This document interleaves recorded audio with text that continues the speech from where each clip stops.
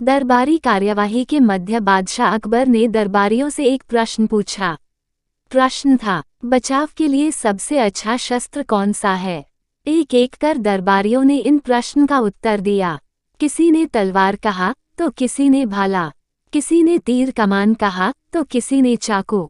जब बीरबल की बारी आई तो वह बोला, जहांपनाह, मेरे विचार से मुसीबत में जो हाथ में हो वही सबसे अच्छा शस्त्र होता है। बीरबल का उत्तर सुन दरबारी उसका मजाक उड़ाने लगे। अकबर भी उसके उत्तर के संतुष्ट नहीं हुए। बीरबल उस दिन तो अपमान का घूंट पीकर रह गया, लेकिन अपनी बात सही साबित करने का मौका बहुत जल्द उसके हाथ लग गया।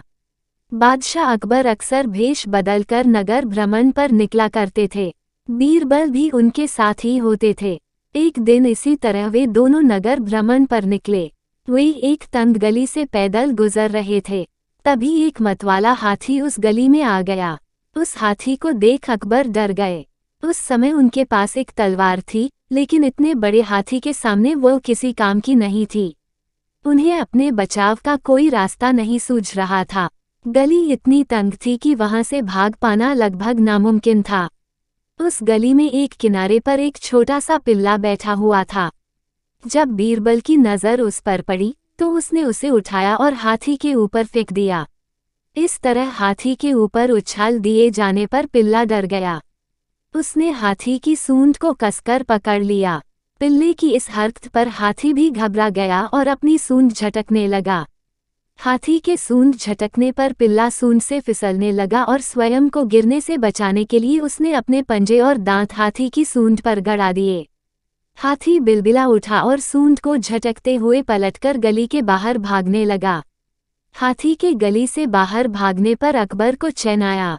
पसीने पोंछते हुए जब उन्होंने बीरबल को देखा तो बीरबल मुस्कुरा रहा था। अकबर बीरबल की मुस्कुराहट का अर्थ समझ नहीं पाए और पूछ बैठे, बीरबल, ऐसी संकट की घड़ी में भी तुम मुस्कुरा रहे हो। बीरबल बोला, जहांपनाह, मुसीबत की इस घड़ी में छोटा सा पिल्ला हमारा शस्त्र बना और हमारी रक्षा की।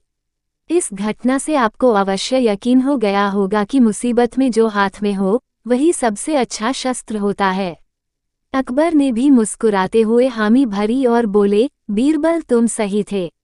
उस प्रश्न के सही उत्तर के साथ आज हमारी रक्षा करने के लिए भी तुम पुरस्कार के पात्र हो। आशा करती हूँगी कि आपको ये कहानी पसंद आई होगी। इस कहानी पर आपकी क्या राय है कमेंट करके जरूर बताइए। कहानी पसंद आई हो तो लाइक और शेयर करना बिल्कुल ना भूलिए। चैनल पर नए हो तो चैनल को सब्सक्राइब जरूर कीजिए। कहानी सुनने के लिए आपका बहुत बहुत धन्यवाद।